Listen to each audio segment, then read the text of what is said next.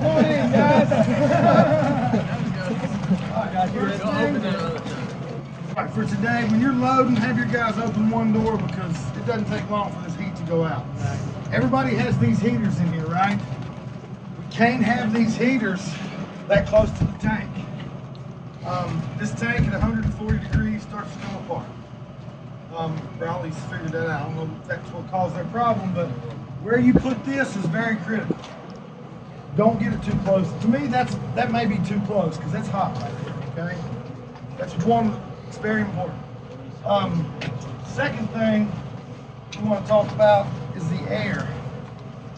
Everybody has an air compressor. Well, I don't know if this is the right one to look at. This is the perfect one to look at. So everybody has air, whether it's an electric or whether it's gas.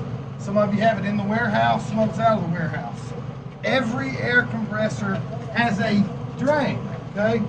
Let's see if we can find this drain. Okay, yes. Here's the drain, okay?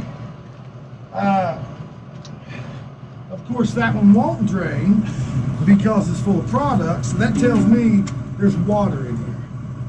When there's water in here, I mean, I drained one the other day, had 10 gallons of water in here. So now you don't have the air pressure that you need to run this. Then all the water from this goes into this. Then this starts pumping slow and this ceases up. So one problem leads to another. So we always need to drain. All the air compressors have a drain on the bottom. Some of them may have this hose sticking out. Some of them may just have a valve there. Every week you need to drain that oil. I mean that water. Every week. We have a checklist that you'll have in your binder. Yes, you have a checklist in your binder that'll go over all this stuff, so don't think you got to remember it all. That's very important. That got 2 or 3 guys in the last month or two. Just, hey, my pump don't work. When there's nothing wrong with the pump, it's the air compressor's full of water. So this will be on your checklist. The other thing is air tool oil. Man, it's $2 an AutoZone. It's very important. Any air tool oil, whether it's an Impact or whatever it is, needs to be oiled, and this is no different. If you read the manual, they're going to say put a few drops in it every day, okay? I don't expect you to do it every day. Once a week, when you drain that, squirt some air tool oil in your pump. Now, all you have to do that, you're going to like this.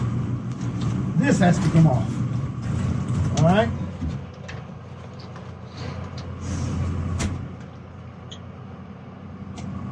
And it doesn't take much. But what I do is I'm gonna open that valve and I'm just gonna squirt. Alright. Then I'm gonna plug the hose back up. And as soon as we turn the air on, it's gonna put that oil into the system. That lubricates, just like a motor in a car. If you don't have lubrication, you're gonna have problems. And putting rusty water in here just intensifies the problem.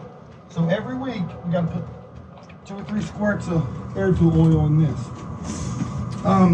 These valves here, guys, can you see this? Like this valve's not shut. Make sure you get them shut because if something happens, the valve's open. John will tell you what happens. Steve, what happens? Well, you wake up to a foot and a half more. That's right, that's right. There's only 6 inches in this one, so it can get worse.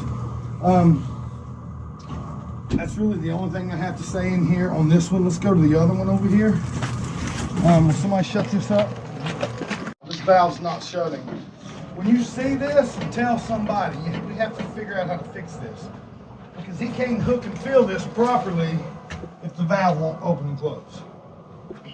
So this is where they load, if you don't know. This is what the big tanker hooks loads these up. This is the valve where it comes out. All right, some of you guys have this right here, this jewel. Again, it's the same thing. We got, oh yeah, all right.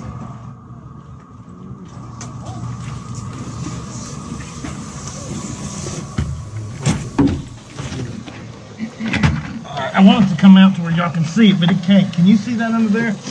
I mean, there is tons of nasty water coming out of this. This causes multiple problems.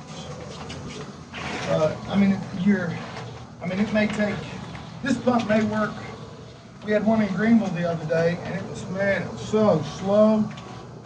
Drained the water, pulled this thing up, man, it pumped 10 times as fast as it. Yeah, I mean, look, you hear that? I mean, there's a lot of water. You guys filling up in the morning trying to get the guys off the yard in a timely manner. They can't fill their totes because This can cut your time in half easy. Yeah.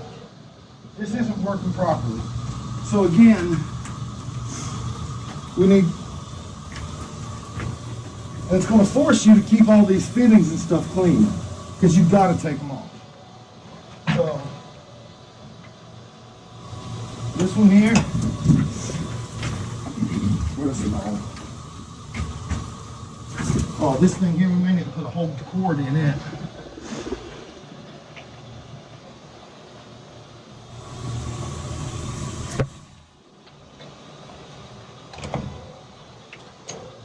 Okay. Yeah, I'm really glad we came out here. Anybody know what else we need to do to this thing? Come on. Put gas in it. Okay.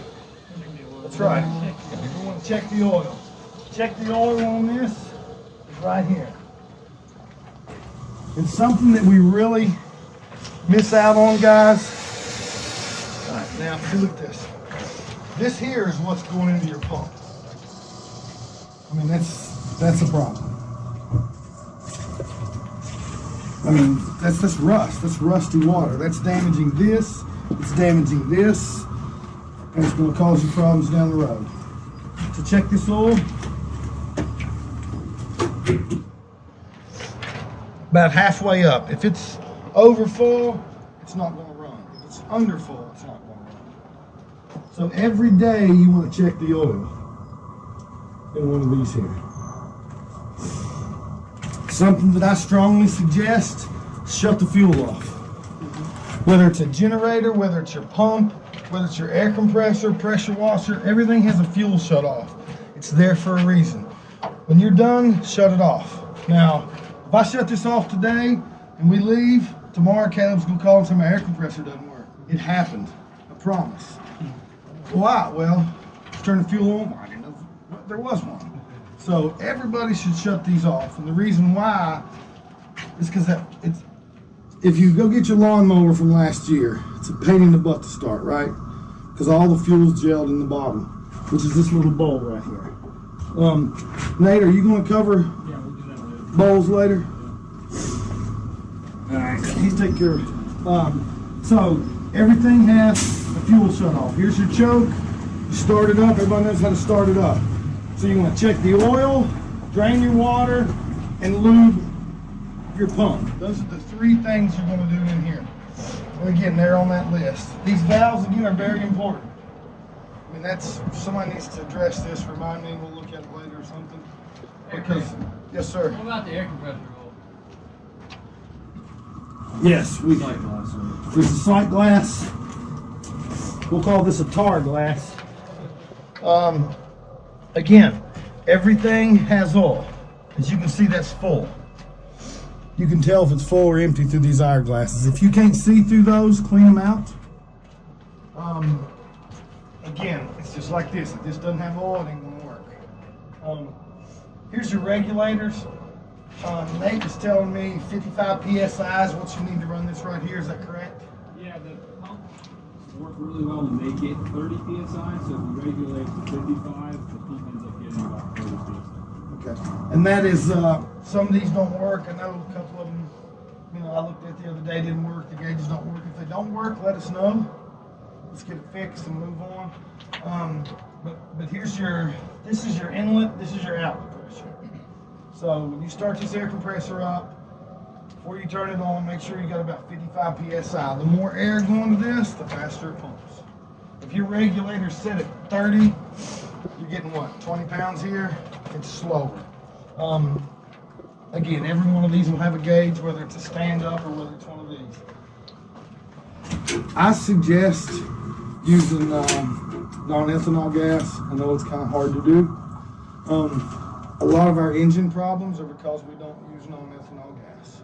Any of your small engines, lawnmowers, weed eaters, pressure washers, leaf blowers, any of that, the number one, I had 4 leaf blowers And the problem is the carbon from the non-ethanol gas. So if you can get you some non-ethanol gas for your equipment, it's make a big difference long term. I know it's kind of hard to do because not all gas pumps have them, but that's a big plus. Your stuff will last a lot longer with non-ethanol. I know we've went to leaf blowers non-ethanol, but if you've got non-ethanol to run in your generators, man, that's big. And I guess we could do that, couldn't we? There's an additive you can get too that takes ethanol out of your gas. Yeah, I think I'll have to look it up. I used to use it really. previously. I definitely think if it's an option, you should do it. Any questions on this here? The beehives, just a little extra bonus. Not all of them have beehives like that.